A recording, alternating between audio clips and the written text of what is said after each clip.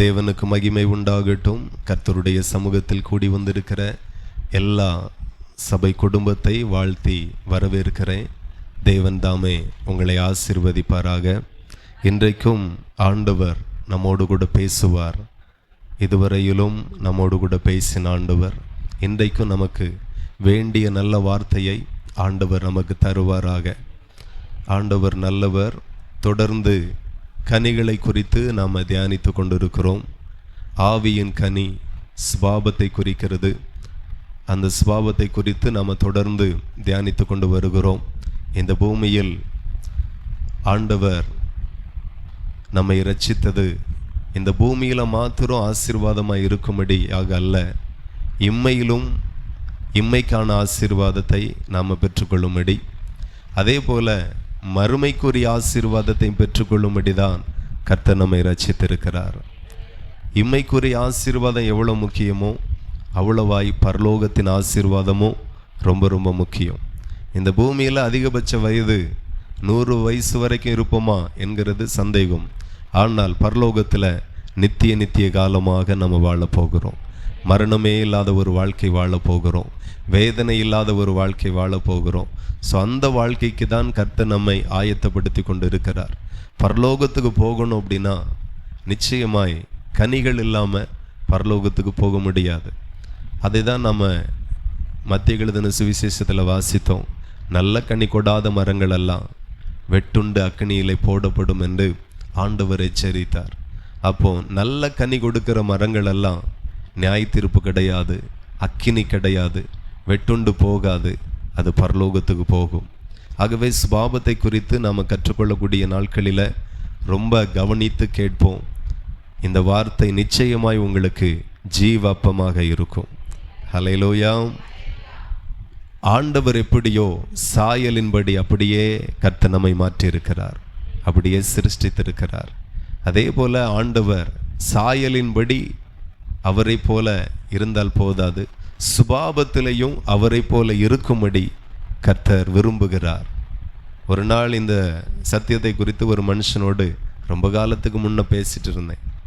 அப்போ அவர் சொன்னார், சுபாவம் மாறணும் அப்படின்னு நான் சொன்னேன். சுபாவத்தை மாற்றக்கு தான் ஆண்டவர் நிறைய வசனங்கள் எழுதியிருக்கிறார் அப்படிலாம் சொன்னேன். அவர் சொன்னார், அது எப்படி சுபாவம் மாறும்? ஒரு நாளும் மாறாது, மனிதர்கள் மாற மாட்டார்கள். அப்போ நான் சொன்னேன், மனிதர்கள் மாறுவார்கள், மாற்றவே இயேசு இந்த பூமியில் வந்தார். இயேசு முதல் பேசின வார்த்தை தலைப்பு மனம் திரும்புங்கள், பரலோக ராஜ்யம் சமீபமாக இருக்கிறது. அப்போ ஒவ்வொரு மனுஷனும் மனம் திரும்ப வேண்டும் என்கிறது தான் தேவனுடைய சித்தம். ஆகவே பிதாவாகிய தேவன் தன்னுடைய ஒரே பேரான குமாரனை அனுப்பினார். அவரும் அந்த பணியை தான் செய்தார், சபையும் அந்த பணியை தான் செய்கிறது. கண்டிப்பாக யாரும் மாற மாட்டார்கள்.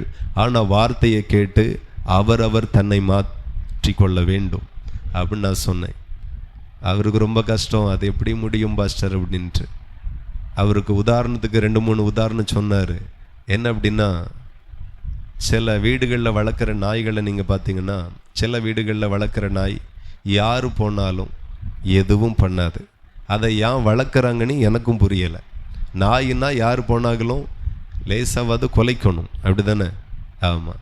சில வீட்டில் உள்ள நாய் கொலைக்கவே செய்யாது. அது பாட்டுக்கு சாப்பிடும், அது பாட்டுக்கு தூங்கும், அது பாட்டுக்கு சுற்றும், அது பாட்டுக்கு படுத்திருக்கும். கள்ள வந்தாலும் வாலாட்டும், வீட்டால் வந்தாலும் வாலாட்டும், அது தவிர்த்து எதுவும் செய்யாது. காரணம், அதுக்கு கோபம் வராதான். ஆனால் சில நாய் இருக்க வீட்டுக்கு அடிக்கடி வந்து போகிற நபராக இருந்தாலும் வரைச்சலெல்லாம் கடிக்க போகும், வரைச்சலெல்லாம் குலைக்கும், வரைச்சலெல்லாம் பயங்கரமாக ரியாக்ஷன் பண்ணும். அப்போ அவர் என்ன சொல்கிறாருன்னா, இது கோபம் உள்ள நாய், இந்த நாய்க்கு கோபம் வராது. இப்போ கோபம் வராத நாயை கோபம் வர வைக்கவும் முடியாது, கோபம் வரக்கூடிய நாயை சாந்தப்படுத்தவும் முடியாது. இது அந்தந்த நாயினுடைய சுபாவம். எப்படி மாற்ற முடியும்? ஏகப்பட்ட தர்க்கம். ஆனால் நான் சொல்லுகிறேன், கர்த்தர் எப்படியோ அப்படியே நான் மாறணும்னு நினைக்கிறவர்களால் இது சாத்தியம். ஹல்லேலூயா. எத்தனை பேருக்கு அவரை போல மாறணும்னு ஆசை இருக்குது? ஹல்லேலூயா. இந்த பூமியில் நமக்கு எல்லாருக்கும் ஒரு ஆசை இருக்கும், அவங்கள போல நம்ம மாறணும், அவங்கள போல வாழணும், அவங்கள போல இருக்கணும் அப்படின்ட்டு. நான் சொல்லுகிறேன், அவர்களை காட்டிலும் அவனை காட்டிலும் இயேசு பெரியவர். அவரை போல மாறணும் அப்படிங்கிற ஒரு சேலஞ்சாக எடுக்கிறவர்களால் நிச்சயமாய் மாற முடியும். அப்போ ஆண்டவரும் மலை பிரசங்கத்தில் நிறைய பேசினார். ஜனங்களெல்லாம் நாட்கள் போகிறது, மணிக்கூர் கணக்கு போகிறது தெரியாமலே அப்படியே அமர்ந்து இருந்து கேட்டுக்கொண்டிருந்தார்கள். அதில் உள்ள ஒரு பகுதி நீங்கள் வாசித்தால் மத்திய எழுதின சுவிசேஷம் 5ஆம் அதிகாரம் 48 நம்ம வாசித்தால் அதில் ஆண்டவர் சொல்லி கொடுக்கிறார்.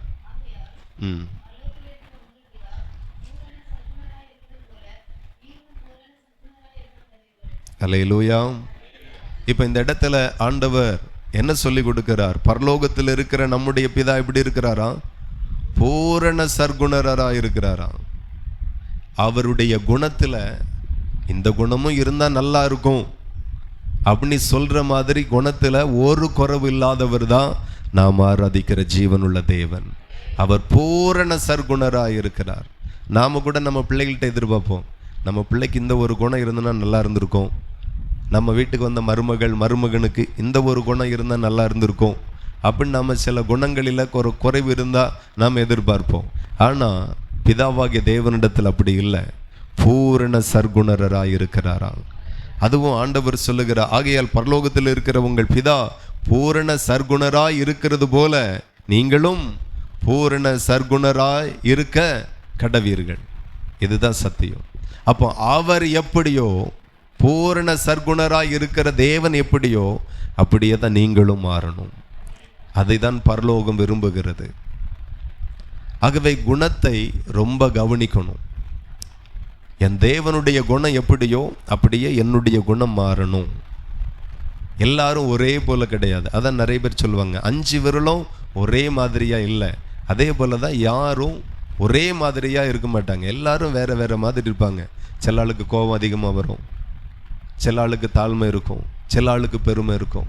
ஒவ்வொரு பேரும் ஒவ்வொரு தினசாக இருப்பாங்க. ஆனால் 1008 தினசில் இருந்தாலும் நம்ம 1008 பேரும் அவரை போல மாறணும். அதற்கு நாம் அர்ப்பணிக்கணும். நான் சொல்லுகிறேன், எல்லாமே தேவன் மாற்ற மாட்டார். அவர் செய்ய வேண்டியது அவர் செய்வார், நாம செய்ய வேண்டியது நாம தான் செய்யணும். ஆமாம், ஆண்டவர்கிட்ட ஒரு குணம் இருக்கிறது. அதை ரொம்ப நாளாக எனக்கு தெரியாது, சமீபத்தில் கண்டுபிடிச்சேன்.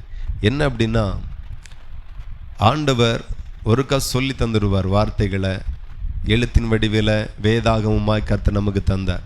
இது போக பிரசங்கத்தின் வடிவிலையும் ஒரு மனுஷனை கொண்டு போதிக்கிறார். அதுக்கு பிறகு ஆண்டவர் அதை குறித்து நம்மள்ட்ட பேச மாட்டார், சொல்லியாச்சு, அவ்வளோதான்.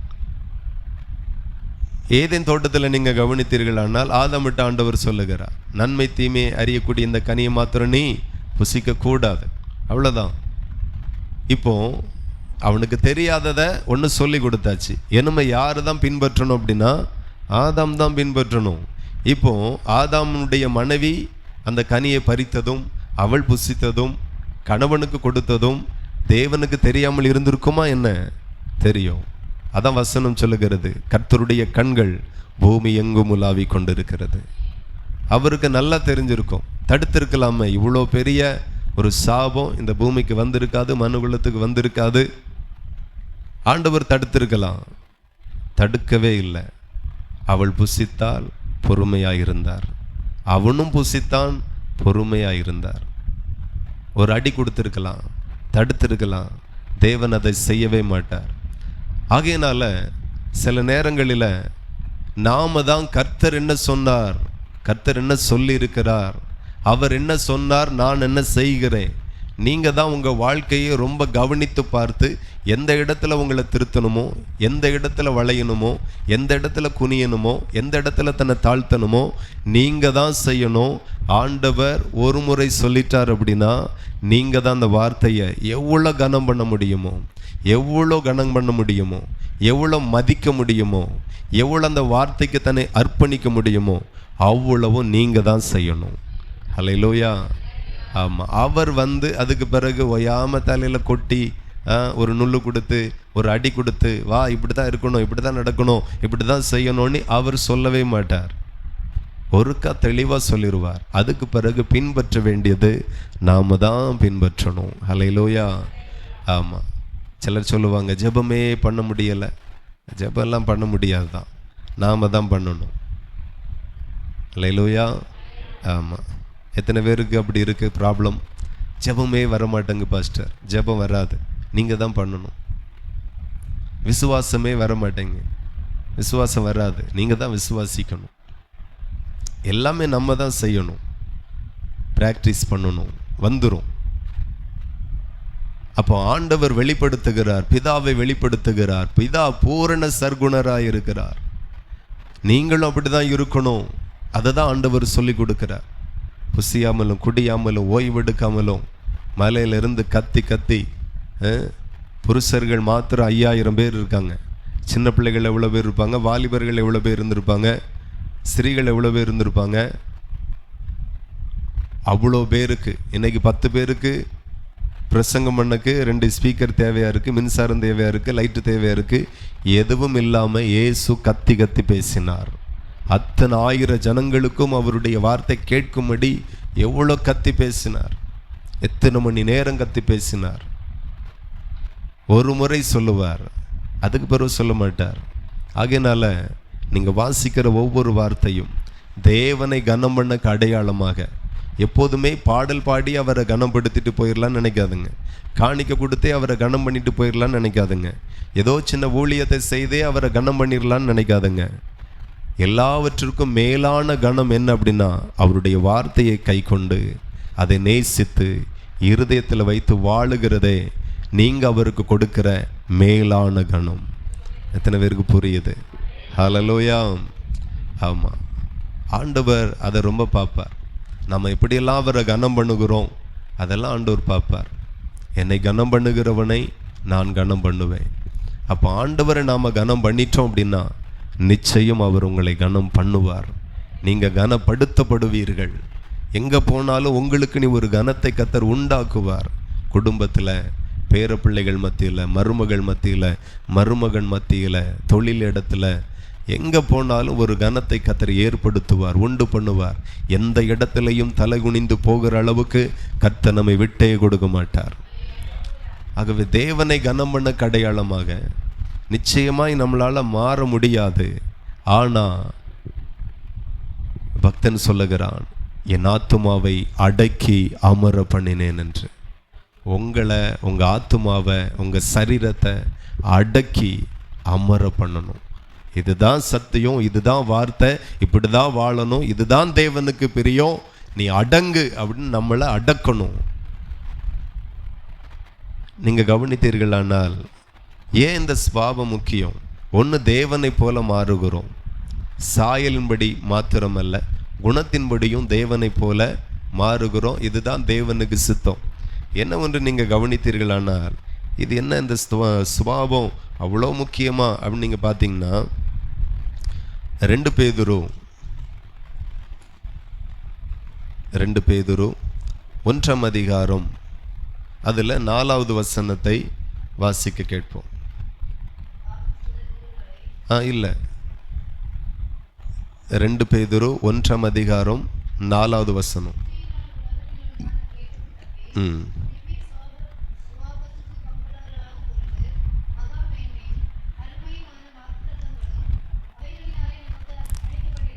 அல்லேலூயா. எத்தனை பேருக்கு புரிஞ்சு? நான் மறுபடியும் மைக்கில் வாசிக்கேன், கேள்வி கேட்பேன், நீங்கள் கரெக்டாக சொல்லணும். வாசிக்கிறேன், கவனிங்க. பக்கம் சொல்கிறேன், 332வது பக்கம், வேதத்தின் கடைசி 322வது பக்கம். சரி, வாசிக்கிறேன், கவனிங்க. இச்சையினால் உலகத்தில் உண்டான கேட்டுக்கு தப்பி திவ்ய சுபாவத்திற்கு பங்குள்ள ஆகும் பொருட்டு மகா மேன்மையும் அருமையுமான வாக்கு தத்தங்களும் அவைகளினாலே நமக்கு அளிக்கப்பட்டிருக்கிறது. என்ன புரிஞ்சு?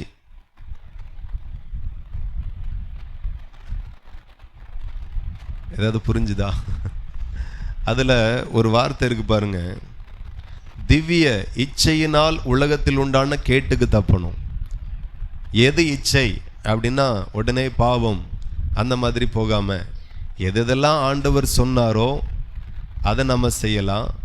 ஆண்டவர் எதெல்லாம் செய்யக்கூடாதுன்னு சொன்னாரோ, செய்யக்கூடாதுன்னு சொல்லதை நம்ம செய்தால், விரும்பி செய்தால் அது அத்தனை இச்சை தான். அது எதுவாக இருந்தாலும் சரி.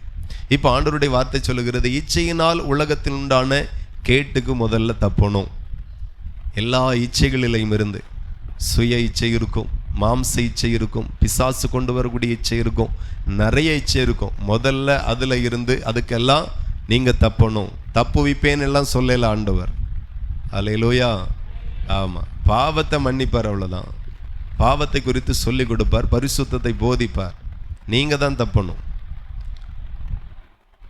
யோசேப்பு போத்திபாருடைய மனைவி கைப்பிடிச்சு இழுத்தாலும் அவன் தான் உதறி போட்டுட்டு வந்தான். நாம தான் உதறணும். ஆமாம், ஆனால் அக்கினி சோலைக்கு அவர் நம்மை காப்பாற்றுவார், சில ஆபத்துகளிலே காப்பாற்றுவார். ஆனால் இந்த மாதிரியான பாவங்கள் வரும்போது வார்த்தையை மட்டும் அனுப்புவார். நீங்கள் தான் பிடிச்சுக்கிடணும், நீங்கள் தான் உங்களை தப்புவிக்கணும். அப்போ இந்த இடத்துல ஆண்டவர் சொல்லுகிறார், இச்சையினால் உலகத்தில் உண்டான கேட்டுக்கு முதல்ல நீங்கள் தப்பணும். தப்பின பிறகு திவ்ய ஸ்வாபத்திற்கு பங்குள்ளவர்கள் ஆகும் பொருட்டு. இப்போ எதுக்கு நம்ம பங்குள்ளவர்களாக மாறணுமா? திவ்ய ஸ்வாபம். திவ்யம்னா என்னது?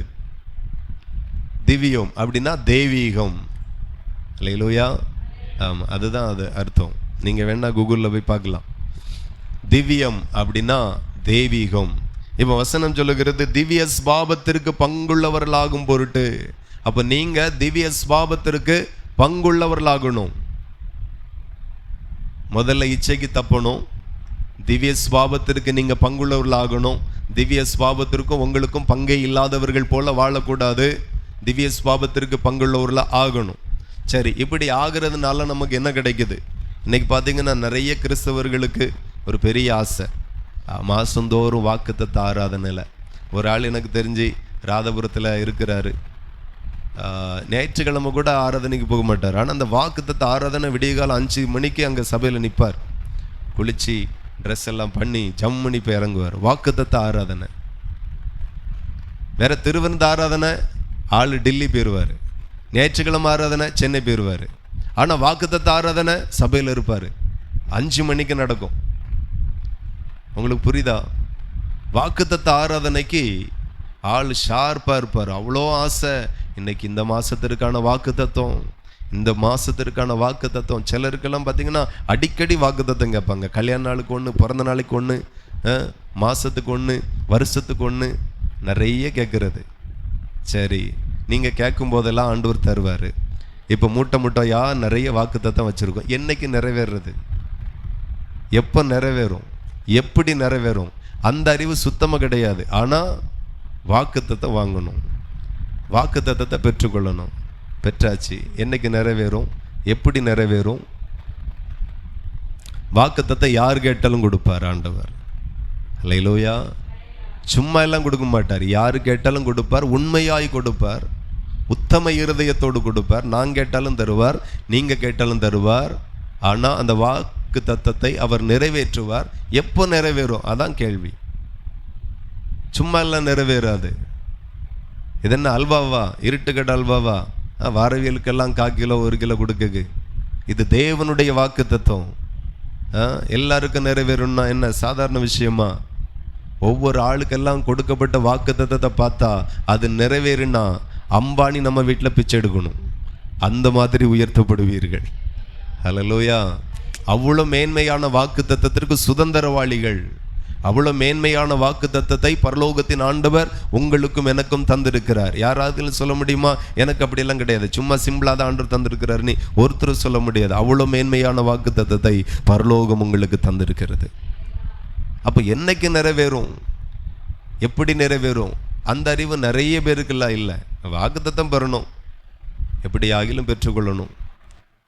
நிறைய பேர் பார்த்தீங்கன்னா இந்த 1ஆம் தேதி ஜனவரி 1 எங்கிருந்தான் புறப்பட்டு வருவாங்களோ, 4 மாவடியில் நடக்கிற வாக்குத்தத்த ஆராதனைக்கு உள்ள நுழைய முடியாது, அவ்வளோ கூட்டம். வாக்குத்தத்தத்தை வாங்கிடணும். ஆனால் வாக்குத்தத்தம் எப்படி நிறைவேறும்? போகிறது தப்பு இல்லை, ஆசையாக போங்க. ஆனால் விஷயம் தெரியணும்ல. 10 வருஷமாக ஒன்றுமே தெரியாமல் இப்படியே போனான். நான் சொல்லுகிறேன், 10 வருஷம் ஆனாலும் வாக்குத்தத்தம் நிறைவேறாது. ஆனால் வாக்குத்தத்த அட்டை நிறைய பைபிளுக்குள்ளே இருக்கும். 4 மாவடியில் எடுத்தது 1, அந்த சபையில் எங்கள் ஊர் சபையில் எடுத்தது 1, கன்வென்ஷனில் தந்தது 1, வீட்டுக்கு ஜெபம் பண்ண வரச்சில் பாஸ்டர் 2 தந்துட்டு போனார். எல்லாம் பைபிளில் இருக்கும். நிறைவேறணுமே. ஆண்டவர் எப்போ எப்படி யாருக்கு நிறைவேறும் அப்படின்னு சொல்லியிருக்கிறார். அப்போ ஆண்டவருடைய வார்த்தை நீங்கள் கவனிங்க, மிக தெளிவாய் ஆண்டவர் எழுதியிருக்கிறார். திவ்ய ஸ்வாபத்திற்கு பங்குள்ளவர்களாகும் பொருட்டுதான் மகா மேன்மையும் அருமையுமான வாக்கு தத்தங்களும் அவைகளினாலே நமக்கு அளிக்கப்பட்டிருக்கிறது. எவைகளினால? திவ்ய ஸ்வாபத்திற்கு பங்குள்ளவர்களுக்கு. அதுல தான். ஆகவே புரிஞ்சுக்கோங்க, ஸ்வாபம் அவ்வளோ முக்கியம்.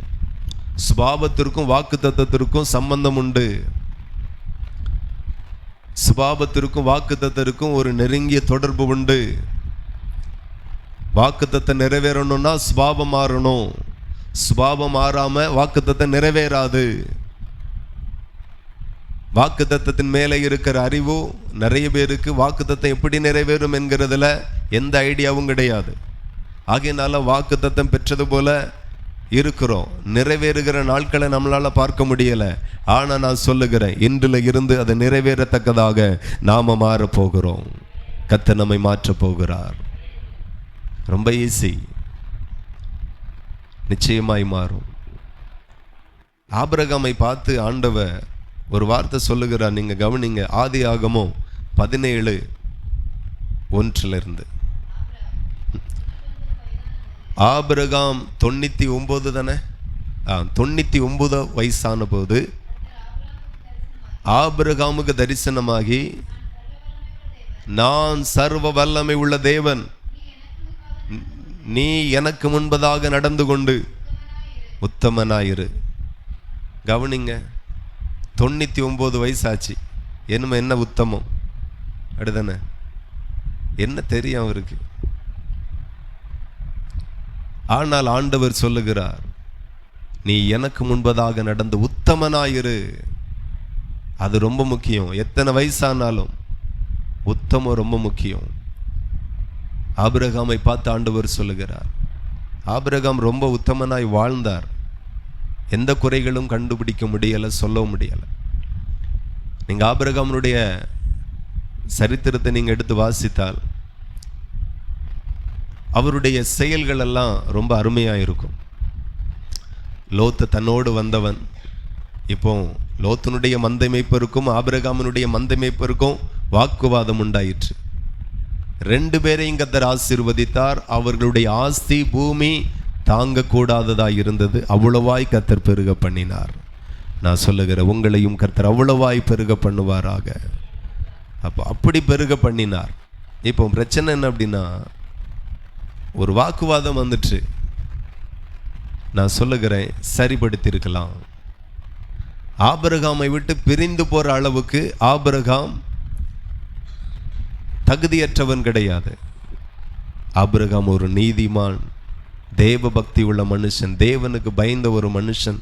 என்ன உண்டு? தரிசனம் உள்ளவன். அல்லேலூயா. ஆமா, எந்த சபையிலையும் போய் ஆராதிக்கலாம். ஆனா தரிசனம் உள்ள சபையில ஆராதிக்கிறதும் நிலைத்திருக்கிறதும் ரொம்ப உத்தமம். அது ரொம்ப முக்கியம். ஆமா, நாங்களும் எங்கேயும் போய் ஊழியம் செய்யலாம். ஆனா ஆண்டவர் எந்த இடத்துல வைக்கிறாரோ அந்த இடத்துல ஊழியம் செய்தாதான் அவருக்கு பிரியம். இந்த சின்ன விஷயம் கூட நிறைய பேருக்கு தெரியாது. அதான் இந்த சபையெல்லாம் அந்த சபை, அந்த சபையெல்லாம் இந்த சபை. அந்த மனநிலையிலிருந்தே வெளியே வந்துடணும். கர்த்தர் நமக்கு தந்த சபை சின்னதோ பெருசோ. நிறைய பேர் இப்பவும் கேட்டுட்டு அலையுதாங்க, இந்த சபைக்கு வந்தால் கல்லறை தோட்டம் கிடைக்குமா? கல்லறை இருக்கா? எவ்வளவோ கேட்குறாங்க. தரிசனம் இருக்கா அந்த சபைக்கு? அது யாரும் கேட்க மாட்டாங்க. தரிசனம் இருக்கா? தெய்வ திட்டம் இருக்கா? ஊழியக்காரருக்கு நல்ல அபிஷேகம் இருக்கா? அதை பார்க்கறது இல்லை. கல்லறை தோட்டம் இருக்கா? இந்த சபையில் சேர்ந்த வேலை கிடைக்குமா? இந்த சபையில் எத்தனை பேர் இருக்காவ? எத்தனை பேர் இருந்தானே இந்த சபையோடு கூட கர்த்தர் இருக்கிறார். அது ரொம்ப முக்கியம். அதெல்லாம் யாரும் பார்க்கறது இல்லை. தரிசனம் சபைக்கு ரொம்ப முக்கியம். ஊழியக்காரன் அபிஷேகிக்கப்பட்டவனாக இருக்கணும், அபிஷேகத்தில் இருக்கணும், அபிஷேகத்தை நிறைவுடையவனாக இருக்கணும், உண்மை உள்ளவனாக இருக்கணும், உத்தமனாக இருக்கணும். இதெல்லாம் முக்கியம். தேவையில்லாத எந்த ஊழியக்காரனுக்கு சப்போர்ட் பண்ணக்கூடாது. கரெக்டான நபரா, இன்னைக்கு நான் நல்லவனாக இருக்கிறேன், நாளைக்கு ஒரு மாதிரி ஆயிடுச்சேன்னா வெளியே தள்ளிடணும், அவ்வளோதான். ஆமாம், உண்மை உள்ளவன் என்று எண்ணிதான் இந்த ஊழியத்திற்கு கர்த்தர் ஏற்படுத்தி இருக்கிறார். ஆமாம், உண்மை உள்ளவனா இருக்கிறது வரைக்கும் ஒத்துழைக்கணும். ஆபிரகாம் நல்லவன் தான். ஒரு சின்ன வாக்குவாதம் சரி பண்ணியிருக்கலாம், ஒப்புரவாக இருக்கலாம், ஆனால் மனசு இல்லை. அப்போ ஆபிரகாம் சொல்கிறாரு, சரிப்பா வாக்குவாதம் வேண்டாம், நீ வலதுபுறம் போனால் நான் இடதுபுறம் போகிறேன், நீ இடதுபுறம் போனால் நான் வலதுபுறம் போகிறேன் அப்படின்னார். அவனுக்கு ரொம்ப நாள் ஆசை, எப்படியாச்சும் இவனை விட்டு கலந்து போயிடணும் அப்படின்ட்டு. அல்லேலூயா. ஆமாம், கர்த்தர் தந்த குடும்பம், கர்த்தர் தந்த உறவு, கர்த்தர் தந்த ஐக்கியம், கர்த்தர் தந்த ஊழியம், கர்த்தர் தந்த சபை, இதிலெல்லாம் நம்ம ரொம்ப ஞானமாக இருக்கணும். ஆமாம், இவன் இல்லைன்னா அவன், அவா இல்லைன்னா இவா, போனா போட்டு வந்தா வரட்டும், அப்படிலாம் கிடையாது. நாம் இன்னைக்கு ஐக்கியப்பட்டிருக்கோம் அப்படின்னா இந்த ஐக்கியம் தேவனால் உருவானது, கர்த்தர் ஐக்கியப்படுத்தி இருக்கிறார். அதெல்லாம் ரொம்ப மேன்மையாக பார்க்கணும். ஆனால் லோத்துக்கு அந்த பார்வை சுத்தமாக கிடையாது. ரொம்ப நாளாக மனசில் ஓடிட்டு இருந்திருக்கும் போல, எப்பண்டா இவனை பிரிஞ்சு போகலாம், இவனை பிரிஞ்சு போகலாம் அப்படிங்கிற மாதிரி. ஆண்டவர் நம்மளை எங்கே போனாலும் ஆசீர்வதிக்க மாட்டார். அவர் எங்கே வச்சிருக்கிறாரோ அங்கே நம்ம இருக்கணும். கேரித் நதி அண்டையில் நீ இரு அப்படின்னா அங்கே இருந்தால் ஆண்டவர் உன்னை போஷிப்பார். ஆமாம், இங்கெல்லாம் எவன் இருப்பான் அப்படின்னா வேற வழி இல்லை. கர்த்தர் எங்கே வைத்திருக்கிறார், யாரோடு வைத்திருக்கிறார், அது ரொம்ப முக்கியம். அப்போ ஆபிரகாமோடு கூட இருக்கிறது லோத்துக்கு கொஞ்சம் பிரச்சனை போல். பிரிஞ்சு போயிட்டா நல்லா இருக்கும், நம்ம தனியாலாம் இருக்கலாம். ஆமாம், இவருக்கு கீழேயே போக வேண்டியதாக இருக்குது, இவரை அனுசரிச்சே வாழ வேண்டியதாக இருக்குது. ஏன் வாழ்ந்தா என்ன கஷ்டம்? அப்படி யாருக்கும் பிரச்சனை இருக்கா? எப்போ இந்த வீட்டையா சொல்கிறதான் கேட்க வேண்டியதாக இருக்குது. என்ன பிரச்சனை கேட்போம். ஆமாம், அவருக்கு லோத்துக்கு ஒரு பெரிய பிரச்சனை. ஆமாம், ஆனால் அவனுக்கு தெரியாது, அவரை போல தேவன் என்னையும் பெருக பண்ணி இருக்கிறார் அப்படின்னா இதெல்லாம் என்னால் வந்ததல்ல, அவருடைய அழைப்பினால் வந்தது, அவர் மேலே தேவன் வைத்திருக்கிற கிருபையினால் வந்தது. அது லோத்துக்கு புரியலை. அப்படியே பார்க்குறான். ஆபிரகாம் சொன்ன உடனே ஆபிரகாமுக்கு தெரியும், நான் எந்த பக்கம் போனாலும் கர்த்தர் என்னோடு கூட இருந்து என்னை ஆசீர்வதிப்பார். ஆண்டவர் உங்களை பார்த்து சொல்லுகிறான், நான் உன்னோடு கூட இருந்து உன்னை ஆசீர்வதிப்பேன். ஆபிரகாமுக்கு தெரியும், எவன் பிரிஞ்சு போனாலும் பிரிஞ்சு போகாட்டாலும் என்னோடு கூட ஒருவர் இருக்கிறார். நான் வலது பக்கம் போனாலும் அவர் இருப்பார், இடது பக்கம் போனாலும் இருப்பார், நான் எங்கே போனாலும் அவர் என்னோடு கூட இருப்பார். லோத்துக்கு அந்த பார்வையில் அவன் பார்த்தான், எந்த பக்கம் சூப்பராக இருக்குது, இப்போ நல்லா பிரிஞ்சு போகக்கூடிய ஒரு வாய்ப்பு கிடச்சிருக்கு, ஒரு சான்ஸ் கிடச்சிருக்கு. நிறைய பேர் இந்த மாதிரி தான், குடும்பத்திலேருந்து எப்போ பிரிஞ்சு போகலாம், ஊழியத்திலேருந்து எப்போ பிரிஞ்சு போகலாம், சபையிலேருந்து எப்போ பிரிஞ்சு போகலாம், ஊழியக்கார் ஏதாவது ஒரு வார்த்தை சொல்லிட மாட்டாரா, அதை பிடிச்சிடலாம். அல்லேலூயா. ஆமாம், என்ன வந்தாலும் சகிக்கணும். ஆமாம், சகிக்கணும். ஊழியக்காரனும் சகிக்கணும், ஊழியக்காரையும் சகிக்கணும், விசுவாச பிள்ளைகளும் சகிக்கணும், உங்கள் குடும்பத்திலையும் நீங்கள் சகிக்கணும். ஒரு காலம் வரும், கர்த்தரை தூக்கி கொண்டு போவார், அந்த காலம் மகிமையாக இருக்கும். ஹல்லேலூயா. ஆமாம், நாங்கள் எங்கே எப்படி வந்தோன்னே இன்ன வரைக்கும் எங்களுக்கு புரியவே இல்லை. ஆனால் கர்த்தர் கொண்டு வந்து நிறுத்தினார். சும்மா ஒரு சபையில் போய் நுழைய முடியுமா? திருமலபுரத்தில் நாங்கள் கட்டின சபை தான், நுழைய முடியுமா? முடியாது. கர்த்தர் கொண்டு போனார், கர்த்தர் வெளியே கொண்டு வந்தார், நாங்களாக வரல. அதே போல் இங்கேயும் கர்த்தர் கொண்டு வந்திருக்கிறார். கர்த்தர் வைத்திருக்கிற நாள் வரையிலும் எவ்வளோ பிரச்சனைகள் வந்தாலும் சகிக்கணும், தாங்கணும், பொறுமையாக இருக்கணும். தூக்கி போட்டு போகிறதுக்கு ரொம்ப நேரம் ஆகாது. தூக்கி போடுகிறது சபை அல்ல, தூக்கி போடுகிறது தேவனுடைய திட்டத்தை. ஒருக்க கைவிட்டு போயாச்சுன்னா முடிஞ்சு. அதனால் வாழ்க்கையில் எல்லா இடத்துலையும் ரொம்ப கவனமாக இருக்கணும். குடும்பமாக இருக்கட்டும், சபையாக இருக்கட்டும், தொழிலாக இருக்கட்டும். ஒரு திட்டத்தோடு கர்த்தர் நம்மை வாழ வைத்திருக்கிறார். அந்த சிந்தை எப்போது நமக்குள்ளாக இருக்கணும். எத்தனை பேருக்குள்ளாக இருக்கும்? அவங்கள இந்த சபைக்குள்ள ஆண்டவர் வச்சிருக்கிறார், ஒரு திட்டத்தோடு வச்சிருக்கிறார், ஒரு திட்டத்தோடு வச்சிருக்கிறார். ஒரு சில குடும்பத்தோடு ஐக்கியமாக வச்சிருக்கிறார்னா ஒரு திட்டத்தோடு வச்சிருக்கிறார். அதை நல்லா புரிஞ்சுக்கணும். லோத்துக்கு அந்த சிந்தை இல்லை, அந்த பார்வை இல்லை. ஒரு வாய்ப்பு கிடைச்சது, ஆபிரகாமும் ஃப்ரீ பண்ணி விட்டுட்டார். எத்தனை நாளைக்கு போட்டு வாக்குவாதம், பிரச்சனை.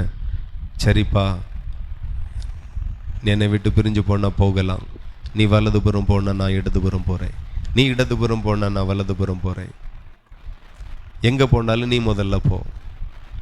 அவனும் பார்த்தான்.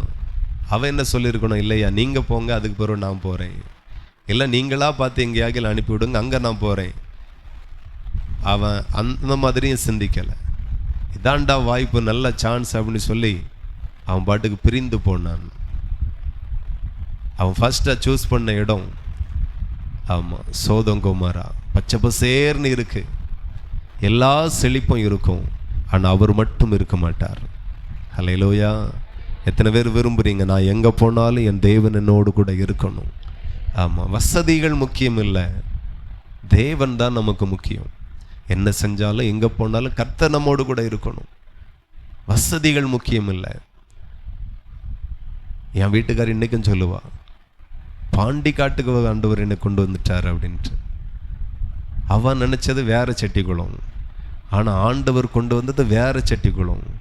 அவன் நாகர்கோவில் செட்டிக்குளம்னே நினச்சா. கடைசியில் திருநெல்வேலியில் இப்படி ஒரு செட்டிக்குளம் இருக்குது, அவளுக்கு கடைசி வரைக்கும் தெரியலை. வேற வந்தாச்சு, இருந்தாச்சு. ஹல்லேலூயா. ஆமாம், இப்போவும் அவளுக்கு அவங்க அப்பாட்ட பேசி, ஸ்தாபனத்தில் பேசி, ஆமாம், கன்னியாகுமரியில் ஒரு டிரான்ஸ்ஃபர் வாங்க ரொம்ப நேரம் ஆகாது. ஆனால் கர்த்தருங்களை அழைத்து கொண்டு வந்த இடத்தை கர்த்தருக்காக நேசிக்கிறோம், அவ்வளோதான். அவளுக்காச்சும் கன்னியாகுமரிக்கு போனால் நல்லாயிருக்கும் அப்படின்னு படுது, நமக்கு பாம்பே போனால் சூப்பராக இருக்குமேன்னு தருது. ஏன்னா பிறந்தது, வளர்ந்தது, படித்தது, ரட்சிக்கப்பட்டது, அபிஷேகம் பண்ணப்பட்டது, ஊழி அழைப்பு எல்லாமே அங்கே தான். பாம்பே ரொம்ப சூப்பராக இருக்கும், இப்போ ரொம்ப ரொம்ப சூப்பராக இருக்குது. ஸோ நமக்கு அங்கே போனால் நல்லாயிருக்கும், அவளுக்கு அங்கே போனால் நல்லாயிருக்கும். ஆனால் அவருக்கோ ரெண்டு பேரும் இங்கே இருந்தால் நல்லாயிருக்கும். ஸோ அவருடைய சித்தம் தான் நமக்கு ரொம்ப முக்கியம், வசதிகள் முக்கியம் இல்லை. இன்றைக்கெல்லாம் பார்த்திங்கன்னா ஒரு சின்ன வேலைக்கு திருநெல்வேலி போக வேண்டியதாக இருக்குது, நாகூர் போக வேண்டியதாக இருக்குது. பாம்பேல சிட்டிக்குள்ளே பார்த்திங்கன்னா எல்லாமே 4-5 கிலோமீட்டருக்குள்ளே எல்லாமே இருக்கும், எல்லா சௌகரியமும் இருக்கும். ஸோ நல்ல ஒரு வாழ்க்கை. ஆனாலும் கர்த்தருக்காக, கர்த்தருடைய சித்தம் தான் நமக்கு ரொம்ப முக்கியம். அப்படியே கொஞ்சம் சகிச்சிருக்கலாம், கொஞ்சம் பொறுத்திருக்கலாம், சரி பண்ண வேண்டியதை சரி பண்ணியிருக்கலாம். அதெல்லாம் செய்யாமல் ஒரு வாய்ப்பு கிடச்சிப்பா கிளம்பி போவோம் அப்படின்னு பார்த்தான். ஆபிரகாம்கிட்ட கேட்டிருந்தா அவர் நல்ல ஒரு இடத்த சூஸ் பண்ணி கொடுத்துருப்பார். ஏன்னா தரிசனம் உள்ள மனுஷன், தெய்வ திட்டம் அவர்கிட்ட இருந்து. ஆனால் அதெல்லாம் பண்ணலை. நேரே அவன் ஏறெடுத்து பார்த்தான், சோதம் கொமோரா பச்சை பசேர்னு தெரியுது. கடைசியில் உள்ளே போனான். வெளியே வரும்போது தன்னுடைய 2 பிள்ளைகளை தவிர மனைவியை கூட கடைசி வரைக்கும் கொண்டு வர முடியலை. ஹல்லேலூயா. எல்லாவற்றையும் இழந்தான். ஆபிரகாம் ஐஸ்வர்யவானாக இருந்தான், ஐஸ்வர்ய சம்பன்னராக இருந்தான். ஆனால் இவனும் ஒன்றும் இல்லாதவன் ஆயிட்டான். ஹல்லேலூயா. ஒரே ஒரு வாக்குவாதம் வந்ததில் பிரிஞ்ச பிரிவுகள். ஸோ சின்ன காரியமாக நமக்கு தோணலாம், ஆவிக்குரிய விதத்தில் அதை நீங்கள் பாருங்கள். ஹல்லேலூயா. 1 கொரிந்தியர் 3 அதிகாரம், 1 கொரிந்தியர் 3 அதிகாரம் 1 முதல்.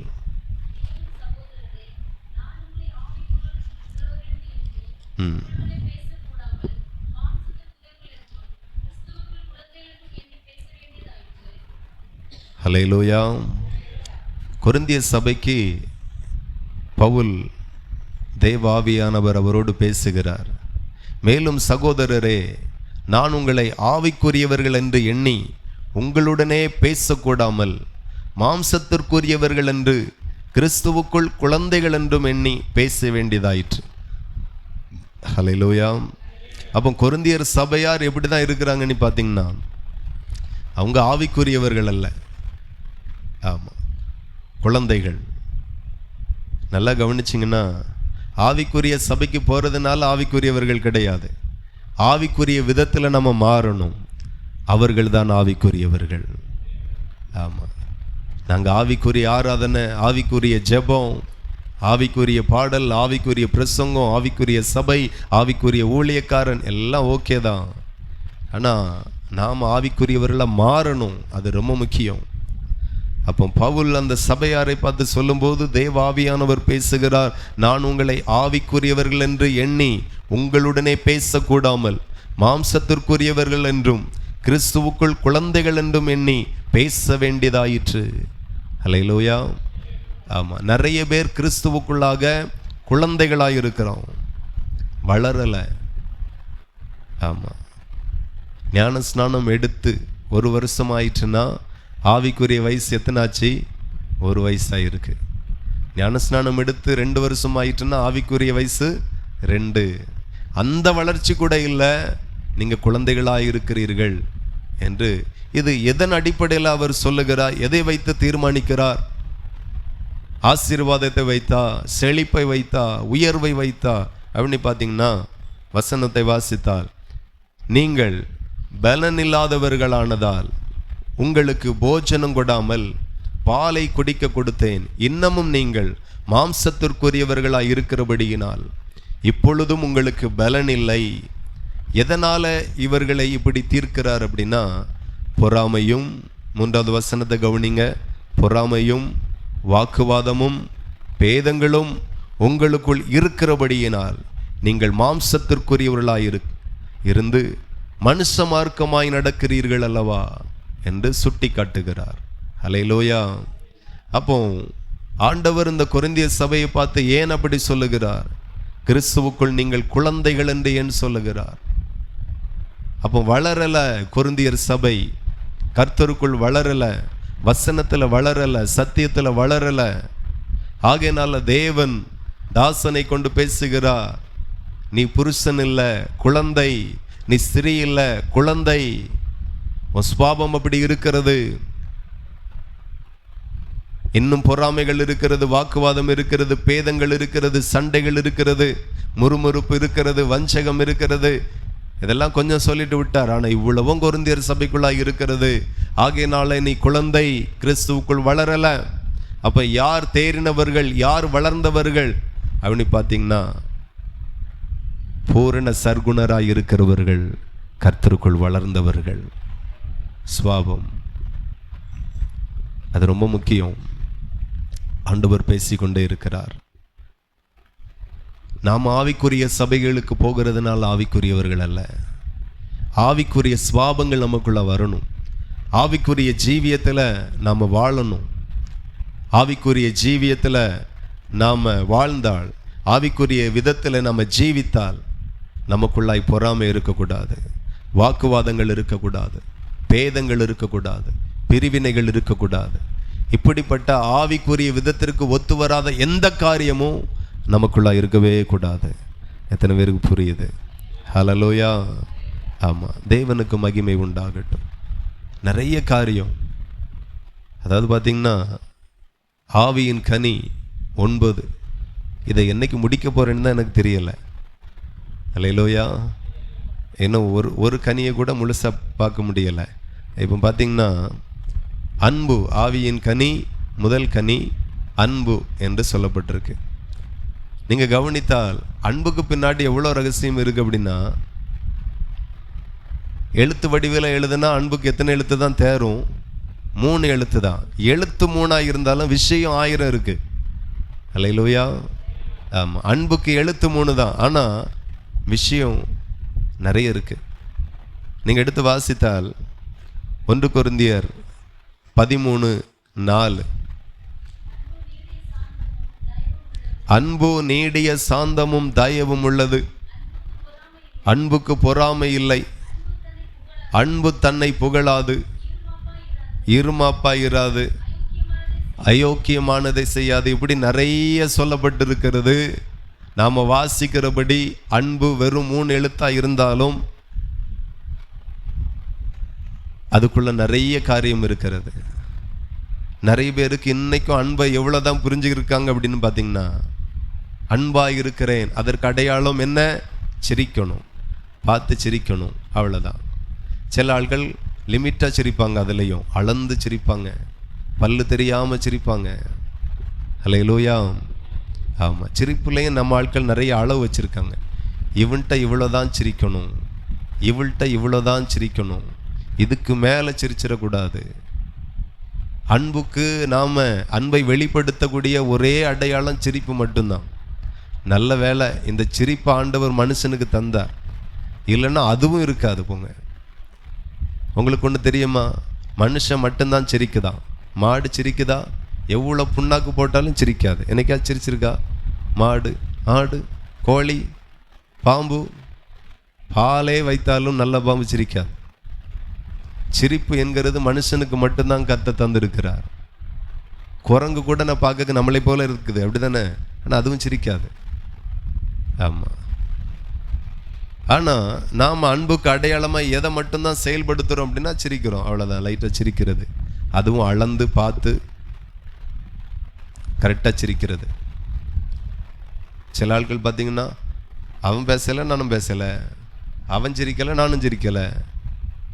ஸோ அன்பை மாத்திரம் நம்ம செயல்படுத்தணும் அப்படின்னா இவ்வளோ விஷயங்களை ஃபாலோ பண்ணாதான் அன்பு என்கிற கனி முழுமை அடையும். எத்தனை பேருக்கு புரியுது? அன்பு என்கிற கனியை நான் வெளிப்படுத்தணும் அப்படின்னா கீழே சொல்லக்கூடிய இவ்வளோ விஷயங்கள் இருக்கிறது. இதெல்லாம் சேர்ந்தது தான் ஒரு கனி. ஒன்று, ஒரு கனியை முழுமையாய் ஆண்டவருக்கு கொடுக்குறோம். நம்ம நிறைய நாட்கள் நினைக்கிறோம் கர்த்தர் நம்மோடு கூட இருக்கணும், இருப்பார். அவர் இருக்கக்காக அப்படி நீங்கள் என்ன செஞ்சிட்டீங்க? இல்லைன்னா அவர் என்னோடு கூட இருக்க நான் தான் என்ன செஞ்சிட்டேன்? அதாவது வசனம் சொல்லுகிறது, அன்பிலே நிலைத்திருக்கிறவன் தேவனில் நிலைத்திருக்கிறான், தேவனும் அவனில் நிலைத்திருக்கிறார். ஹல்லேலூயா. அப்போ தேவன் என்னிடத்துல நிலைத்திருக்கணும் அப்படின்னா நான் முதல்ல எங்கே போய் நிலைத்திருக்கணும்? ஆமாம், 1 மணி நேரம் நெடுமுழங்கால நின்று ஜெபம் பண்ணால் மட்டும் போதாது. கர்த்தர் என்னோடு கூட இருக்கணும் அப்படின்னா அன்பில் நான் இருந்தால் கர்த்தர் என்னோடு கூட இருப்பார், இல்லைன்னா இருக்க மாட்டார். அன்பிலே நிலைத்திருந்தாதான் ஆண்டவருக்கு எப்படி தோணுன்னா என்னிலே நிலைத்திருக்கிறான்.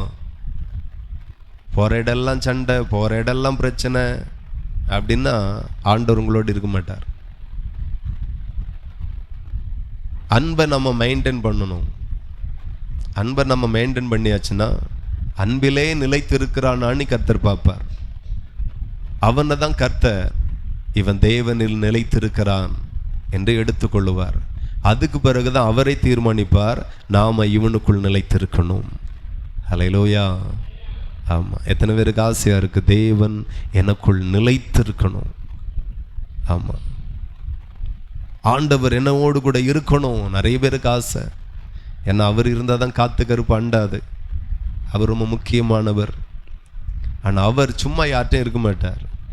எவ்வளோ மகிமை உள்ள தேவன் ஒரு மனுஷனோடு இருக்கணும்னா இத்தனை தகுதிகள் வேண்டியதாக இருக்கிறது. அன்பை குறித்து நாம் வாசித்தால் நம்ம சாதாரணமாக அன்பை சாதாரணமாக நினைக்கிறோம். அன்புன்னா இவ்வளோதான் அப்படின்னு நம்ம நினைக்கிறோம். ஆனால் வசனம் சொல்லுகிறது, அன்பு நீடிய சாந்தமும் தயவும் உள்ளது, அன்புக்கு பொறாமை இல்லை, அன்பு தன்னை புகழாது. இதெல்லாம் ஒவ்வொரு நாளும் பண்ண வேண்டிய பிரசங்கம். அல்லேலூயா. ஆமாம், அடுத்தடுத்து பார்ப்போம். ஆண்டவர் நல்லவர். அப்போ ரொம்ப விரும்புங்க, ஆண்டவரை நீங்கள் என் கூட இருக்கணும், அதுக்கு நான் என்ன வேண்டாலும் செய்வேன். அல்லேலூயா. ஒரு வைராக்கியமாக எடுத்தால் தான் கர்த்தருக்குள் வளர முடியும். எல்லாம் பேருக்கு வசனத்தை கேட்டுட்டு பேருக்கு வாசித்துட்டு அப்படி போனால் இந்த வாழ்க்கை கஷ்டமில்லாமல் போகும், ஆனால் ஜெயிக்க முடியாது. ஒரு சேலஞ்சாக கர்த்தர் என்னோடு கூட இருக்கணும், அவர் என்னோடு வச்சுக்கக்கு என்னென்ன தகுதி ஆகணுமோ அதுக்கு நான் முழுமையாக அர்ப்பணிக்கிறேன் அப்படின்னு ஒரு வைராக்கியமாக எடுத்துக்கொண்டாதான் உங்களால் பிரகாசிக்கவே முடியும். எல்லாம் முடியாது. வைராக்கியம், சிலருக்குள்ளே இருக்கிற வைராக்கியத்தை நான் நினச்சி பார்த்தா ரொம்ப ஆச்சரியம். போன வாரம் நினைக்கிறேன், அமெரிக்கா தேசத்தில் ஒரு மனுஷன் ஐசக் ரைட்டர் அப்படின்ட்டு. அப்போது அவர் யார் அப்படின்னா சாதாரண ஒரு பிரஜை. அமெரிக்காவில் பொய்யாய் குற்றம் சாட்டின் கைது செய்யப்பட்டு உள்ளே போயிட்டார். நீதிபதியும் பெருசாக விசாரிக்கலை. அது என்ன கேஸுன்னா போதைப் பொருள் கடத்தல் கேஸ். ஆயுள் தண்டனை போட்டாங்க. ரொம்ப கஷ்டமாக போச்சு. ஆயுள் தண்டனை முடிஞ்சு சாகிறது வரைக்கும் சிறை அப்படிங்கிற அளவுக்கு. ஏன்னா போதை கடத்தல் பயங்கரமான குற்றம். ஆனால் அந்த மனுஷன் உள்ள போய்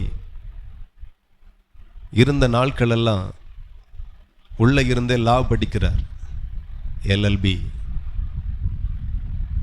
எனக்காக எவனும் வாதாடாண்டா.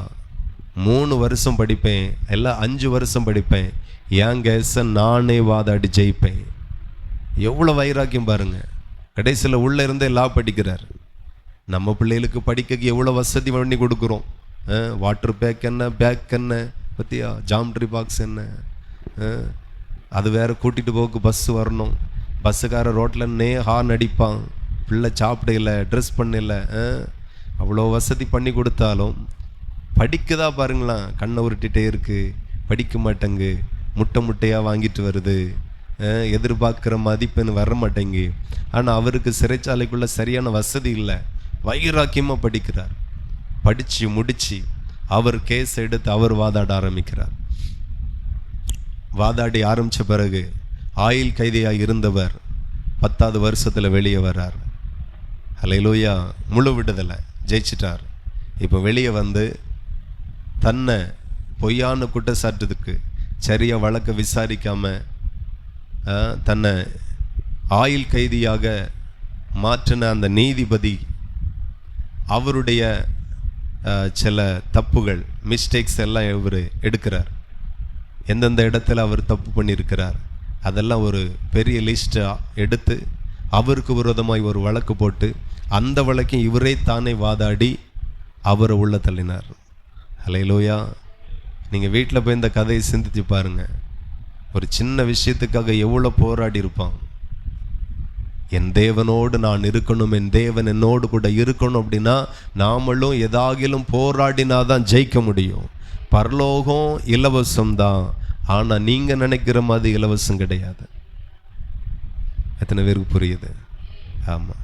நிறைய பேர் ஈஸியாக சொல்லி தந்துருப்பாங்கள்ல. அவங்கள்ட்ட சொன்னவளா பரலோகத்துக்கு போகணுன்னா சொல்லுங்கள், ரட்சிக்கப்படணும், வேற ஞானஸ்நானம் எடுக்கணும், அபிஷேகம் வரணும், வேற போயிடலாம், எங்கே போயிடலாம், ஒரு இடம் போக மாட்டிய, போகவும் முடியாது. அப்படி ஒரு வழியே கிடையாது.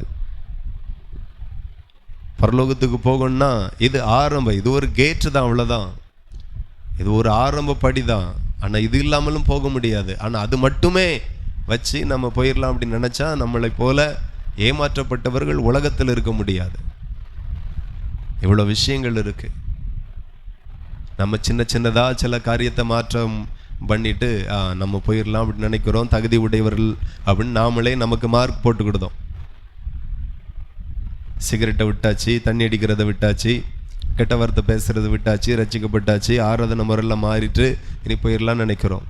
கிடையாது, இது ஆரம்பம்தான். பரலோகம் ரொம்ப இலவசம். பரலோகத்துக்கு போகிறதுக்கு காசெல்லாம் தேவையில்லை, விசா எல்லாம் தேவையில்லை, டிக்கெட் எல்லாம் தேவையில்லை, எல்லாருக்கும் இலவசம் தான்.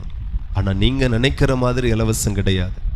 அதற்காக நீங்கள் பே பண்ண வேண்டும், கிரயம் செலுத்த வேண்டும். செய்ய வேண்டிய ஒரே காரியம் இதுதான், அன்பு. ஸ்பாவத்தை ரொம்ப சரிப்படுத்தணும். என்னெல்லாம் செய்ய முடியுமோ செய்யுங்க. அன்பு சாதாரணமாக நினைக்காதுங்க. இவ்வளோ விஷயங்கள் கலந்தது தான் அன்பு என்கிறதை திரும்ப திரும்ப திரும்ப திரும்ப நீங்கள் எடுத்து வாசிங்க. ஆண்டவர் சொல்லுகிறார், பிதா பூரண சர்க்குணரா இருக்கிறது போல நீங்களும் பூரண சர்க்குணரா ஆகணும். பரலோகத்தில் இருக்கிற பிதா பூரண சர்க்குணர், நீங்கள் அப்படி மாறணும்னு சொல்லி இயேசு பிரசங்கிக்கிறார். அதில் நீங்கள் பார்த்தீங்கன்னா மத்திய எழுதின சுவிசேஷம் 5ஆம் அதிகாரத்தில் அங்கே சொல்லப்பட்டிருக்கிறது 40வது வசனம், உன்னோடு வழக்காடி உன் வஸ்திரத்தை எடுத்துக்கொள்ள வேண்டும் என்கிறவனுக்கு உன் அங்கேயும் விட்டுவிடு. அல்லேலூயா. ஆமாம், வாக்குவாதமே பண்ணக்கு அனுமதியே இல்லை. இதெல்லாம் பிதாவினுடைய சுபாவம், பிதாவினுடைய விருப்பங்கள். அதை தான் இயேசு ஒன்று ஒன்றா ஜனங்களுக்கு தெளிவாக போதிக்கிறார். இதுதான் பிதாவினுடைய சித்தம், இப்படி தான் நீ செய்யணும். கீழெல்லாம் நீங்கள் வாசித்தீர்களானால், ஒருவன் உன்னை 1 மைல் தூரம் வர பலவந்தம் பண்ணினால் அவனோடு 2 மைல் தூரம் போ. அல்லேலூயா. ஆமாம். யார் செய்ய முடியும்? யார் செய்வா? ஆனால் இதெல்லாம் ஒரு நமக்குள்ள வர வேண்டிய ஒரு காரியம். இதெல்லாம் ஸோ வீட்டில் இருக்கும்போது இந்த பகுதி நீங்கள் நல்லா வாசிங்க. வீட்டு பாடம். அல்லேலூயா. இங்கே நடக்கிறது வேத பாடம். வீட்டில் போய் நீங்கள் இதெல்லாம் வாசிங்க. அது உங்களுக்கு வீட்டு பாடம். வீட்டில் நல்லா வாசித்து பாருங்கள். பொறுமையாக வாசிங்க. ரெகுலராக வாசிக்கிற ஒரு பகுதி இருக்கட்டும், ஆனால் நாம் தியானிக்கிற ஒரு பகுதி எப்பவுமே கையில் வச்சுக்கோங்க. அப்போ தியானிக்கும் போது நிறைய காரியத்தை ஆண்டவர் பேசுவார். நாம் நம்மளை மாற்றக்கு ஒரு பிரயோஜனமாக இருக்கும். அல்லேலூயா. தேவன் உங்களோடு கூட பேசியிருக்கிறார். கர்த்தர் நல்லவர். தொடர்ந்து மீதியான காரியங்களை அடுத்த வாரம் நாம் தியானிப்போம். ஆண்டவர் நல்லவர். நானும் இதில் கற்றுத்தேறினவன் அல்ல. நீங்கள் அதிகமாய் எனக்கு ஆண்டவர் நல்ல வார்த்தைகளை வெளிப்படுத்த வேண்டும் என்கிறத நீங்களும் எனக்காக ஜெபிக்க வேண்டும். எத்தனை பேர் ஜெபிப்பீங்க? ஆமாம், கற்றுத்தேறினவன் கிடையாது, கல்லாதவன் தான். நீங்களும் ஜெபிக்கணும். நல்ல வார்த்தை ஊழியர் மூலமாக வெளிப்படணும்னு கேளுங்க. எனக்காகவும் உங்களுக்காகவும் கர்த்தர் இன்னும் அதிகமாய் பேசுவார். ஹல்லேலூயா. ஜெபிப்போம். ஜெபித்து நிறைவு செய்வோம். எல்லாரும் சொல்லுங்க, ஆண்டவரே பிதா பூரண சர்க்குணராய் இருக்கிறார். ஹல்லேலூயா. நான் அப்படியே மாறணும். சொல்லுங்க வாய்களை திறந்து. ஆண்டவர் ஆபிரகாமை பார்த்து சொல்லுகிறார், நீ எனக்கு முன்பாக நடந்து கொண்டு உத்தமனாயிரு என்று சொல்லி பேசுகிறார். வயது 99 வயதில் ஆண்டவர் பேசுகிறார். ஹல்லேலூயா. எந்த வயதினராக இருந்தாலும் நீங்கள் உத்தமனாக இருக்கணும். அப்படிப்பட்டவர்களை தான் கர்த்தர் ஆசீர்வதிக்க விரும்புகிறார். திவ்ய சுபாவத்திற்கு நீங்கள் பங்குள்ளவர்களாக மாறணும். அப்படிப்பட்டவர்களுக்கு தான் இந்த வாக்கு தத்தங்கள் வைக்கப்பட்டு இருக்கிறது. வாக்கு தத்தம் பெறுகிறது தப்பில்லை, பெற்றதை நிறைவேறணும். அதற்கு திவ்ய சுபாவத்திற்கு பங்குள்ளவர்களாக நம்ம மாறணும் என்று ஆண்டவர் பேசினார். க்ளோரி. நாம் ஆவிக்குரிய சபைக்கு வருகிறதுனால ஆவிக்குரியவர்கள் அல்ல, நாம் இன்னும் மாம்சத்திற்குரியவர்களாகவே இருக்கிறோம் என்று ஆண்டவர் வெளிப்படுத்துகிறார். எதுவரைக்கும் வாக்குவாதம், பொறாமைகள், வஞ்சகங்கள், சண்டைகள் இதெல்லாம் நமக்குள்ளா இருக்குமே ஆனால் நம்ம ஆவிக்குரியவர்கள் இல்லை என்கிறத தேவன் வெளிப்படுத்தினார். இந்த வார்த்தைகள் எல்லாம் ஆண்டவருக்கு முன்பதாக தாழ்மையாக ஏற்றுக்கொள்ளுங்கள். ஆண்டவர் உங்களையும் என்னையும் பார்த்து தான் பேசியிருக்கிறார். நமக்காக கர்த்தர் பேசியிருக்கிறார். தேவ உங்களை மாற்ற விரும்புகிறார். அவருக்காக மாற்ற விரும்புகிறார். அவரை போல மாற்ற விரும்புகிறார். ஆண்டவரே நான் மாறணும் நீ சொல்லுங்க. ஆண்டவரே நான் மாறணும். க்ளோரி. ஹல்லேலூயா. அன்புள்ள தகப்பனே, பரலோக பிதாவே, நீங்க பேசின ஒவ்வொரு வார்த்தைகளுக்காக நன்றி, ஒவ்வொரு வசனத்திற்காக நன்றி. ஆண்டவரே உம்முடைய நாமம் தொடர்ந்து மகிமைப்படட்டும். ஒவ்வொரு வேத பாடத்திலையும் கர்த்தருடைய மகிமை வெளிப்படுவதாக. மாம்சம் வெளிப்படாதபடி ஆவியானவர் வெளிப்படணும். ஜனங்களோடு பேசணும். நாங்கள் எல்லாரும் பிதாவை போல மாறணும். அப்பா, சுபாவத்தில் பிதாவை போல மாறணும். எங்களை அர்ப்பணிக்கிறோம். இன்னும் எங்களோடு பேசுங்க. ஆசீர்வதிப்பீராக. இயேசுவின் நாமத்தில் ஜெபிக்கிறோம். ஜெபங்களும் நல்ல பிதாவே. ஆமென். என் ஆத்துமாவே கர்த்தரை ஸ்தோத்திரி. என் முழு உள்ளமை பரிசுத்த நாமத்தை ஸ்தோத்திரி. என் ஆத்துமாவே கர்த்தரை ஸ்தோத்திரி. கர்த்தர் செய்த சகல உபகாரங்களை மறவாதே. ஆமென். கர்த்தராகிய இயேசு கிறிஸ்துவினுடைய கிருபையும் பிதாவாகிய தேவனுடைய அன்பும் பரிசுத்த ஆவியின் ஐக்கிய சிநேகாவலும் என்றும் என்றும் சதா காலமும் நாம் அனைவரோடும் என்னும் இருப்பதாக. ஆமென். ஹல்லேலூயா. கர்த்தர் தாமே உங்களை ஆசீர்வதிப்பார்.